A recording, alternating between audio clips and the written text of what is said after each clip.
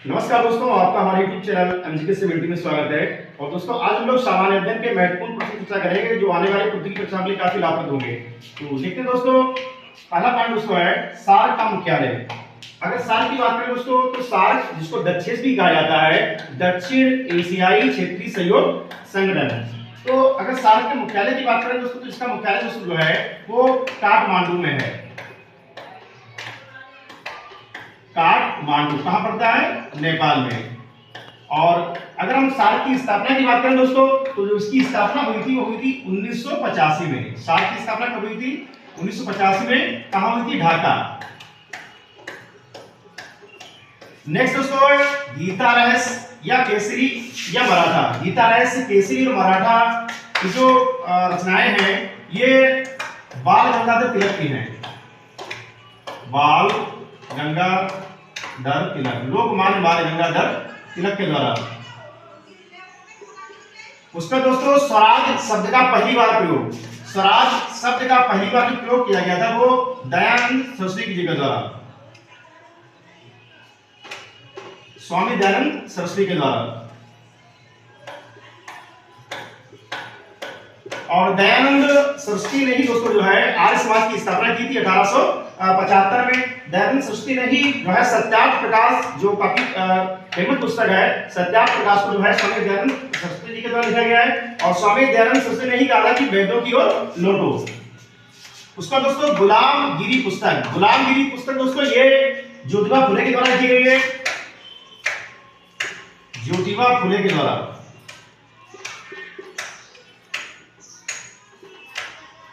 जिन्होंने सत्य शोधक समाज की स्थापना की है।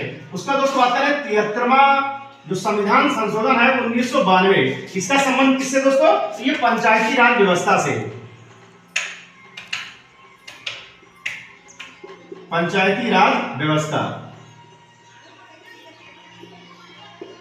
उसके बाद संविधान की 10वीं अनुसूची, संविधान की जो 10वीं अनुसूची है, 52वां संविधान संशोधन 1985। तो 10वीं अनुसूची का जो संबंध दोस्तों है वो है दल बदल से, दल बदल। उसके बाद 11वीं अनुसूची 73वां संविधान संशोधन 1992। इसका संबंध दोस्तों किससे? पंचायती राज व्यवस्था से, पंचायती राज व्यवस्था। उसके बाद बात करें दोस्तों 12वीं अनुसूची, जो संविधान की 12वीं अनुसूची है, 74वां संविधान संशोधन 1993। इसका संबंध दोस्तों है नगर पालिका, नगर पालिका या नगर निगम से। उसका दोस्तों बात करें red data book, red data book जिसमें विलुप्त हुए जीवों के बारे में जानकारी होती है। तो जो रेड डाटा बुक दोस्तों इसको कौन जारी करता है? IUCN। रेड डाटा बुक जारी करने वाली जो संस्था दोस्तों है वो है IUCN, international union for conservation nature. उसके बाद दोस्तों बात करें HDI, यानी कि HDI का मतलब होता है ह्यूमन डेवलपमेंट इंडेक्स, मानव विकास सूचकांक। HDI को जारी करने वाली संस्था कौन है दोस्तों? तो दोस्तों UNDP, United Nations Development Programme, संयुक्त राष्ट्र विकास कार्यक्रम के द्वारा दोस्तों जो है HDI को जारी किया जाता है, ह्यूमन डेवलपमेंट इंडेक्स को। उसका दोस्तों बात करेंगे tiger man of India, Bharat का टाइगर मैन ऑफ इंडिया किसको कहा जाता है? तो दोस्तों tiger man of India Kailash सांकला, कैलाश सांकला, कैलाश सांकला जो है टाइगर मैन ऑफ इंडिया। उसका दोस्तों bird man of India Salim Ali, जो पक्षी विशेषज्ञ हैं सलीम अली, इनको जो है दोस्तों बर्ड मैन ऑफ इंडिया कहा जाता है। उसके बाद बात करेंगे water man of India.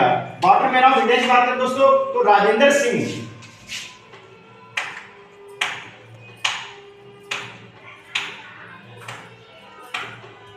Rajendra Singh को वाटर मैन ऑफ इंडिया कहा जाता है। उसका दोस्तों अगर बात करें RTE यानी कि राइट टू एजुकेशन, तो शिक्षा का अधिकार अधिनियम दोस्तों है 2009। ये कब लागू हुआ था? 1 अप्रैल 2010 से, 1 अप्रैल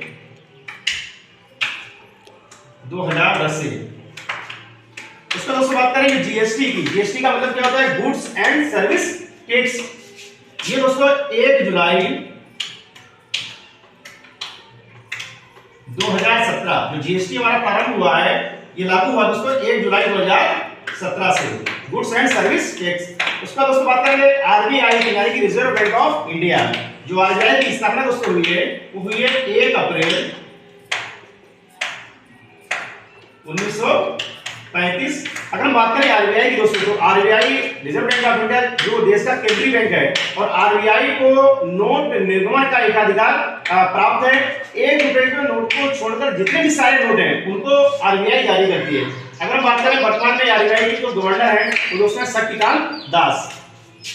उसके बाद बात करेंगे जियो की तीव्रता का मात्रक। जो जियो की तीव्रता का मात्रक दोस्तों है वो दोस्तों है कैंडिला।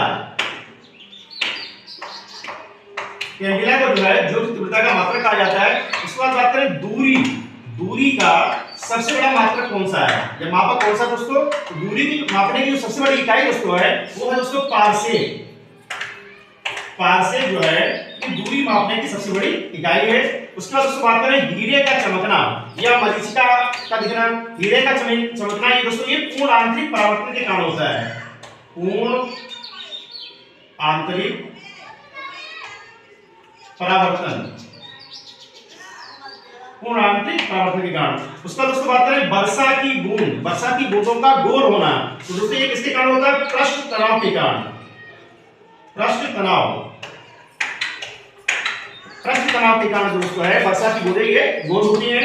उसका दोस्तों बात करेंगे ऑक्सीजन का परिवहन। हमारे शरीर में ऑक्सीजन को परिवहन करने का कार्य, यानी कि ऑक्सीजन को शरीर के विभिन्न कोशिकाओं तक पहुंचाने का कार्य करता है हीमोग्लोबिन।